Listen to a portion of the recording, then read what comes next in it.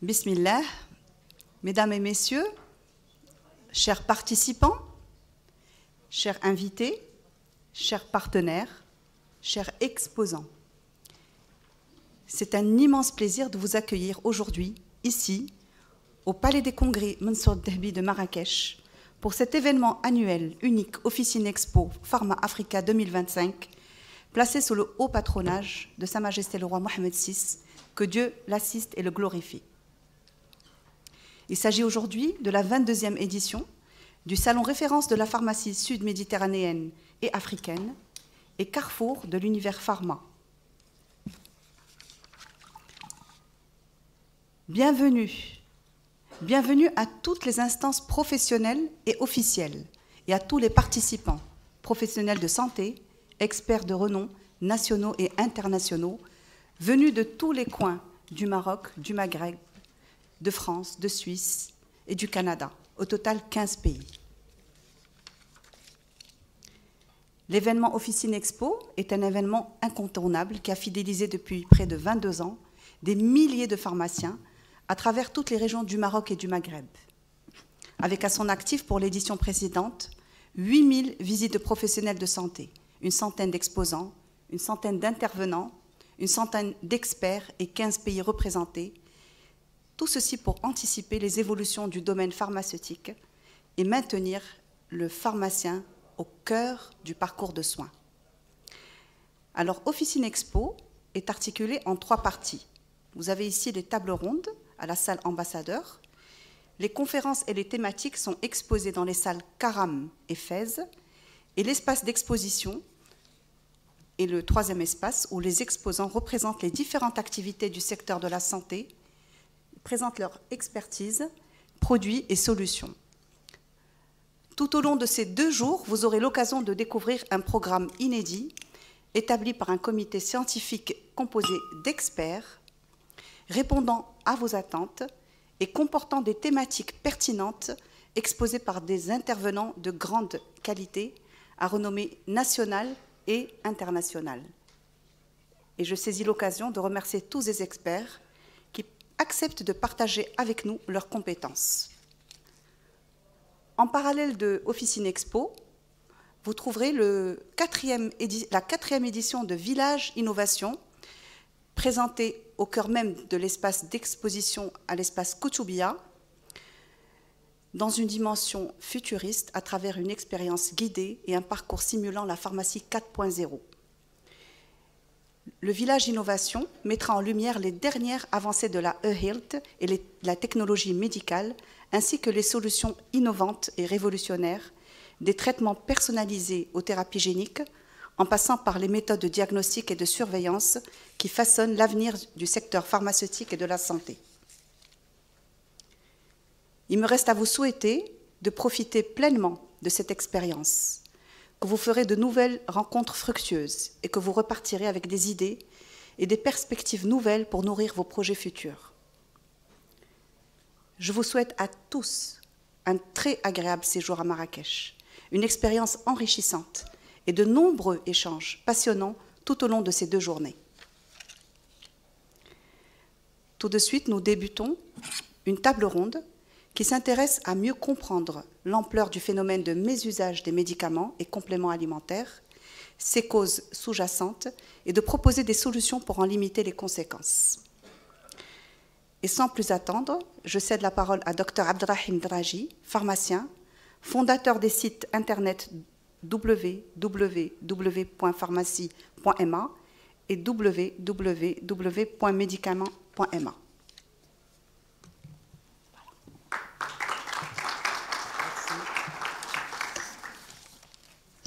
Merci, c'est pour moi un réel plaisir d'assister une fois de plus à ce beau salon que je n'ai jamais raté. Je l'ai raté une seule fois l'année dernière parce que la maman était malade, mais je ne l'ai jamais raté. Et c'est encore une fois un grand plaisir d'assister et de partager avec mes confrères qui sont venus un peu de tous les pays. Et bien sûr, je ne peux que louer la qualité de l'organisation, l'engagement des gens qui prennent en charge ce congrès. Et je me réjouis également de voir autant d'amis qui nous sont venus de tous les pays, d'Afrique, d'Europe, etc. Alors donc, la table ronde que je vais modérer s'intitule « Le mésusage des médicaments et des compléments alimentaires, état des lieux et cas pratiques en situation d'automédication, polymédication et vente sur le web ». Alors, le mésusage, comme vous le savez, des médicaments et des compléments alimentaires représente une problématique majeure de santé publique, compromettant non seulement la sécurité des patients, mais aussi l'équilibre économique du système de santé. À l'occasion donc de cette table ronde, des experts partageront un état des lieux du mésusage à l'échelle mondiale d'une manière générale et à l'échelle de l'Afrique en particulier. L'objectif de cette table ronde est d'évaluer l'ampleur de ce phénomène, identifier les dysfonctionnements et élaborer des recommandations permettant de développer des stratégies permettant de prévenir et de gérer efficacement cette problématique. Alors, en ce qui concerne le déroulé de cette table ronde, elle va se faire en deux parties principales. La première partie, donc, qui va durer 60 minutes, donc 15 minutes par intervenant. Donc, nous avons le privilège d'avoir 5 experts, 5 panélistes, donc Dr Houda Soufiani, Dr Fatima Abou Ali, Dr Moulka El Moudir, Dr Prosper Yag et Dr Pierre Poitou. Je ferai les présentations après. Alors, quant à la deuxième partie, donc nous avons 8 pays africains et chacun va nous brosser un état sur le mésusage dans son pays et si éventuellement il y a eu des initiatives qui ont été prises pour justement faire face à cette problématique. Alors, donc on va commencer la première présentation par professeur Houda Soufiani, docteur Houda Soufiani, pardon. Mais tu mérites largement d'être professeur, c'est pour ça c'est pour moi c'est presque pas une erreur. Alors Houda Soufiani, elle est directrice du centre antipoison et de pharmacovigilance qui va nous présenter produits de santé et sécurité du patient, l'envers du décor. Je trouve le titre très bien choisi. Alors professeur Houda Soufiani, docteur Houda Soufiani, médecin pharmacotoxicologue avec un doctorat en vigilance sanitaire depuis 18 ans. Elle occupe le poste de responsable du département de pharmacovigilance au centre marocain de pharmacovigilance depuis 2022. Elle est actuellement directrice par intérim du CAPM depuis septembre. Elle est par ailleurs membre du groupe de travail de l'OMS sur la méthodologie des statistiques sur les médicaments. Et donc, elle va tout simplement commencer sa présentation par le rôle de la pharmacovigilance dans la surveillance de l'utilisation des produits de santé d'une manière générale et des médicaments en particulier. Elle va nous faire part des types de mésusage qu'on rencontre au Maroc avec des exemples concrets identifiés grâce aux bases de données du centre de pharmacovigilance. Sans plus tarder, je donne la parole au docteur Houda Soufiani. Voilà. Et vous aurez 15 minutes. Voilà. 15. Bonjour, merci beaucoup, cher ami, et merci beaucoup pour l'invitation pour assister à cet événement très attendu. On l'attend durant l'année de venir à Officine Expo. Donc, sans plus tarder, j'ai 15 minutes pour vous parler des produits de santé et... Ouais, c'est bon comme ça? Donc, des produits de santé, la sécurité du patient. Le titre choisi, c'est l'envers du décor. Qu'est-ce qui se passe après l'utilisation de ces produits de santé? Comment on passe les diapos?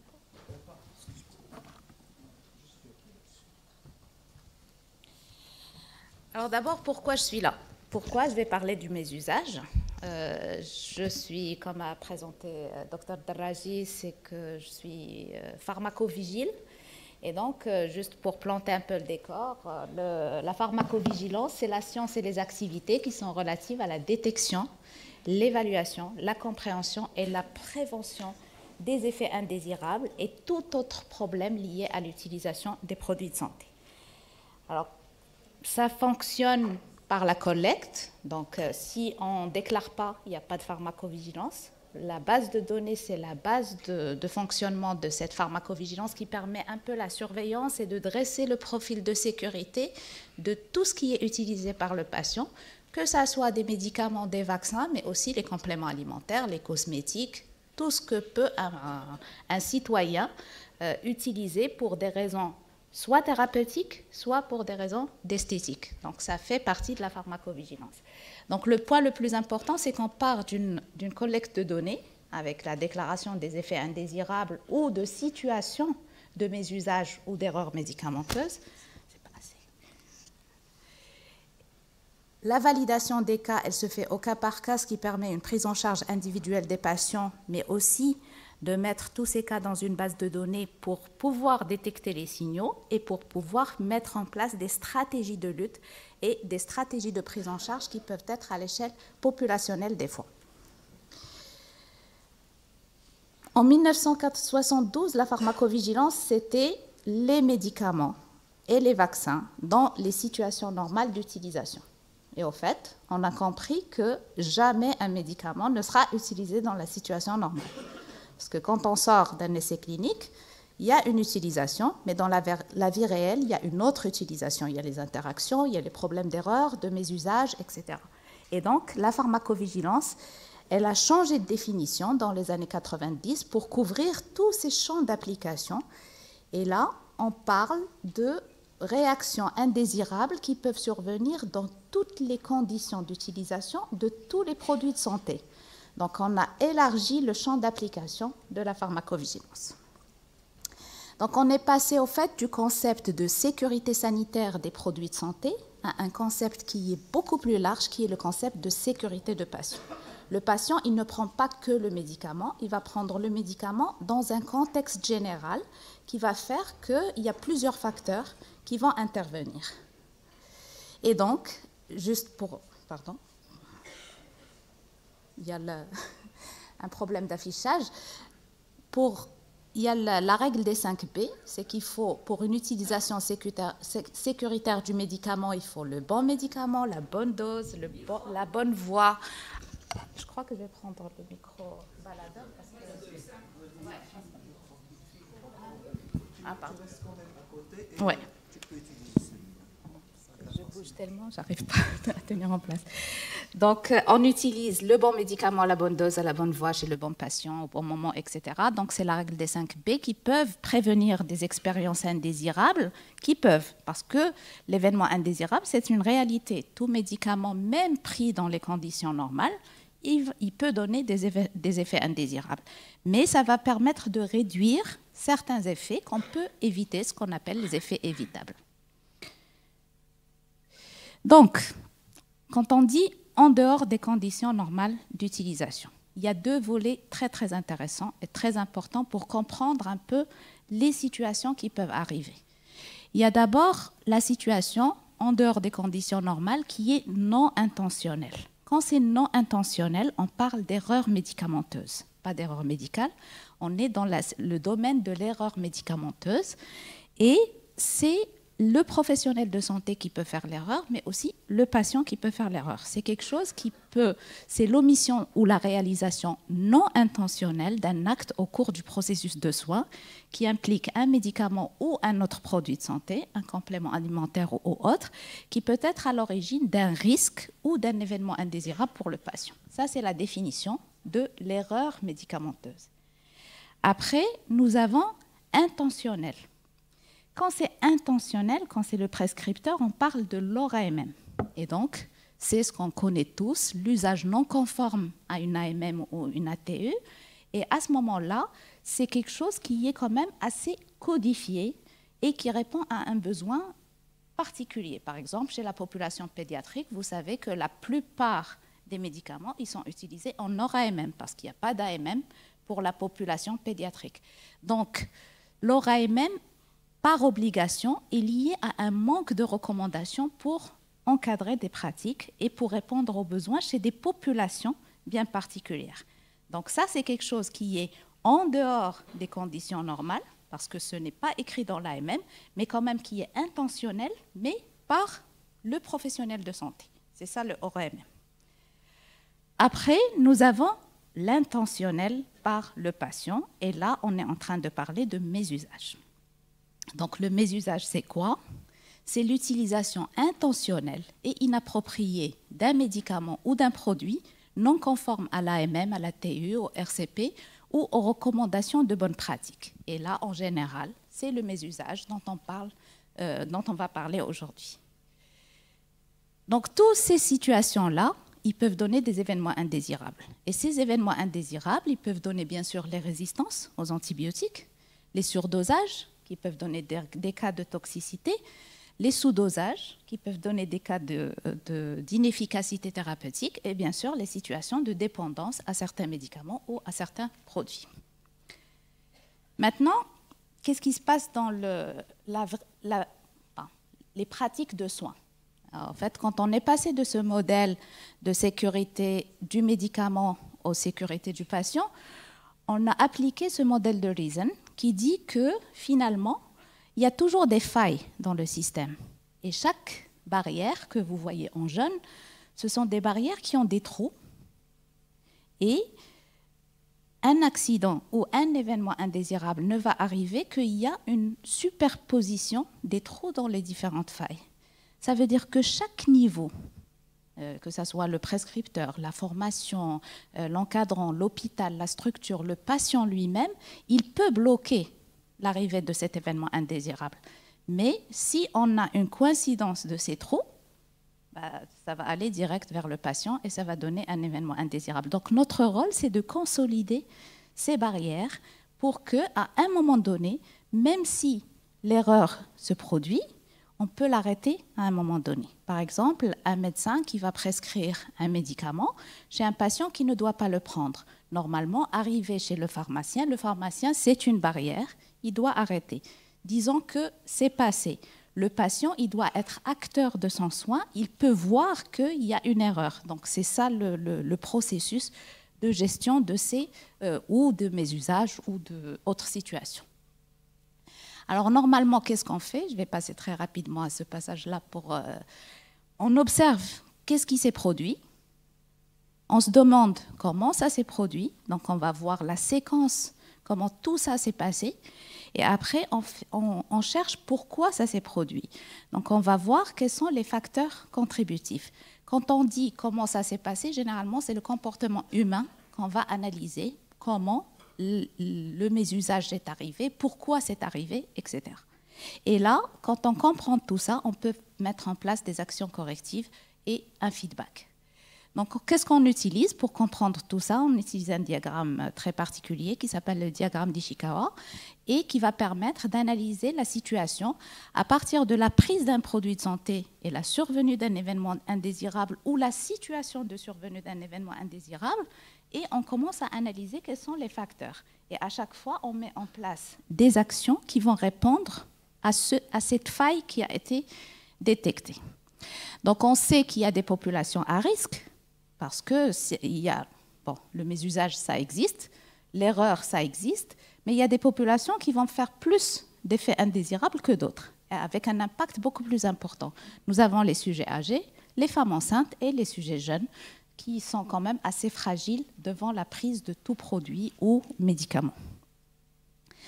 Alors l'exemple, je vais passer rapidement sur quelques exemples de mésusages qui sont très très importants chez nous. Par exemple, les corticoïdes. Alors les corticoïdes, c'est un mésusage très connu au Maroc, que les corticoïdes ils sont pris pour prise de poids. Comme vous le savez, les corticoïdes ne doivent pas être donnés sans prescription médicale. Le problème, c'est qu'on peut les avoir et il y a un mésusage, surtout dans le sud du Maroc, avec apparition d'effets indésirables liés à la prise de ces corticoïdes, allant de la simple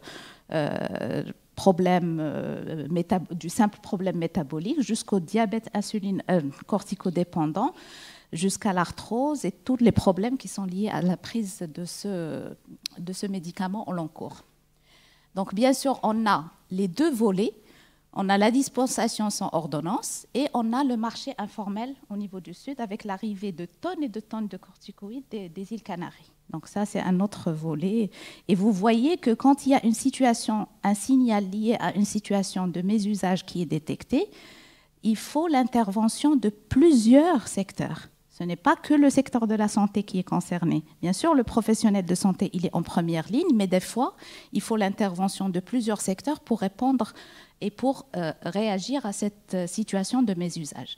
Donc, il y a eu des actions de minimisation de risques qui ont été mises en place, lettre aux pharmaciens d'officine, que c'est un médicament du tableau A et ne doivent pas être délivrés que sur prescription médicale. Et il y a eu une lettre au ministère de l'Intérieur pour essayer de bloquer l'entrée de ces quantités faramineuses de corticoïdes qui arrivent aux frontières.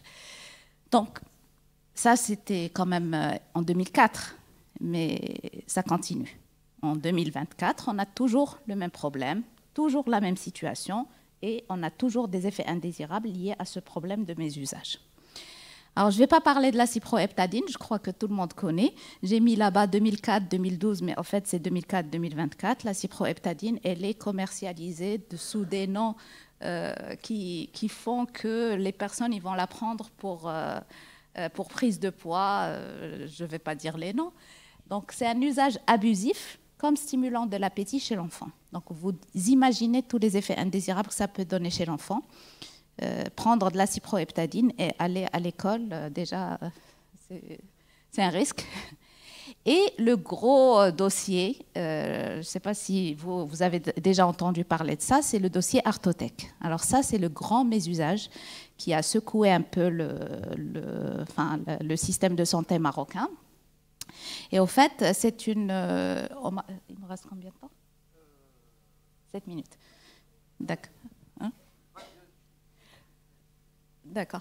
Alors, l'Artotec, c'est un médicament qui est anti-inflammatoire, qui contient le misoprostol et qui contient le diclofénac. Le problème, c'est qu'au Maroc, il y a interdiction d'IVG. Et il y a une association hollandaise qui est venue, qui s'est accostée à Casablanca, et elle a donné des tracts en disant aux jeunes filles, si vous voulez avorter, utilisez l'Artotec à raison de 12 comprimés par jour. Seulement, vous devez sucer l'Artotec, prendre le misoprostol et jeter le noyau, qui est le diclofénac. Ces jeunes filles, au bord du désespoir, qu'est-ce qu'elles ont fait ? Ils veulent un effet immédiat. Donc, au lieu de suivre ce qui a été décrit, donc, ils ont pris les 12 comprimés d'Artotec. On a eu des décès, des hémorragies, des hospitalisations. On a eu plusieurs cas comme ça et on a cherché justement la cause et tout ça. Et ce qui a été fait, c'est qu'il y a eu la suspension d'AMM de l'Artotec. Donc, aujourd'hui, l'Artotec n'existe plus au Maroc dans le circuit officiel, mais il est vendu sur Internet. Et ça continue. Donc, il y a toujours la publicité, la promotion de cet usage, de ce gros mésusage pour répondre à ce besoin d'avortement chez les jeunes filles. Alors, on a les problèmes de mésusage et les problèmes liés à l'utilisation d'autres produits que les produits les médicaments.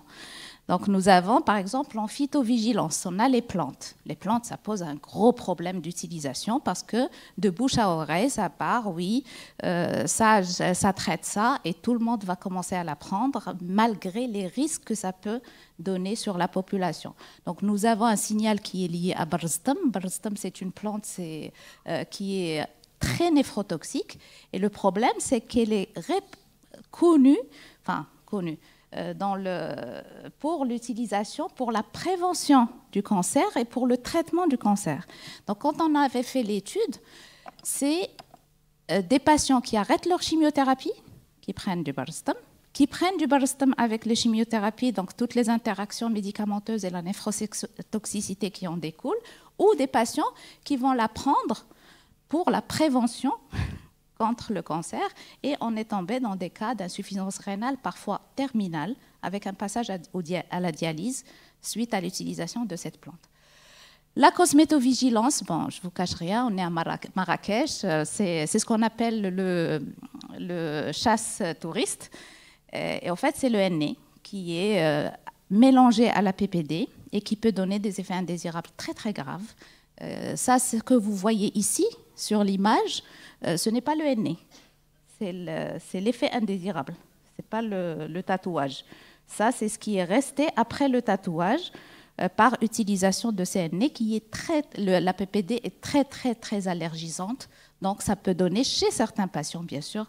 On a fait beaucoup, beaucoup d'actions auprès des médias.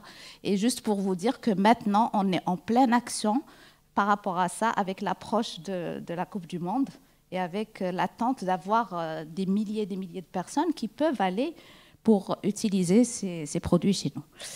Je ne vais pas m'attarder sur ces cas-là, c'est juste pour vous dire que des fois, dans la pharmacovigilance, c'est-à-dire standard, dans les effets indésirables qu'on reçoit, quand on fait l'analyse, on trouve que ce sont des effets qui sont évitables et qui sont liés soit à un problème d'erreur médicamenteuse, soit à un problème de mésusage.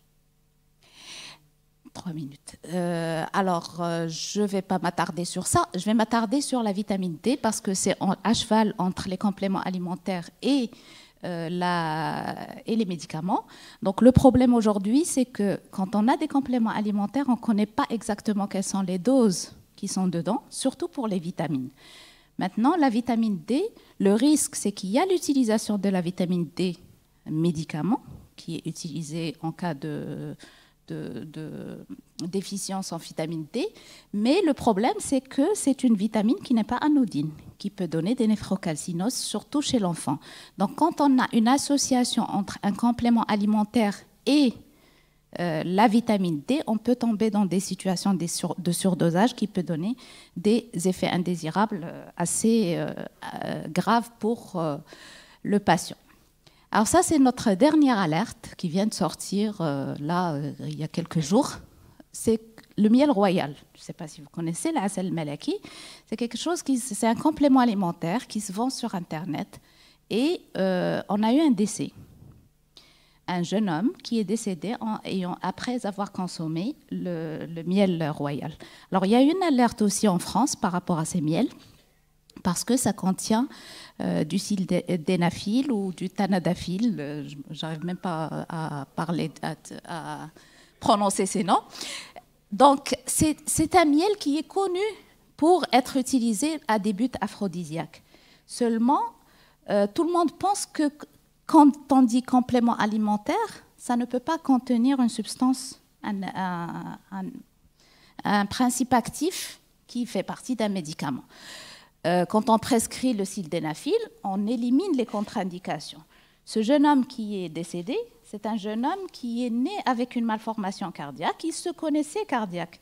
Mais en prenant le miel, il ne savait pas que ça contenait du sildenafil. Ce n'est écrit nulle part.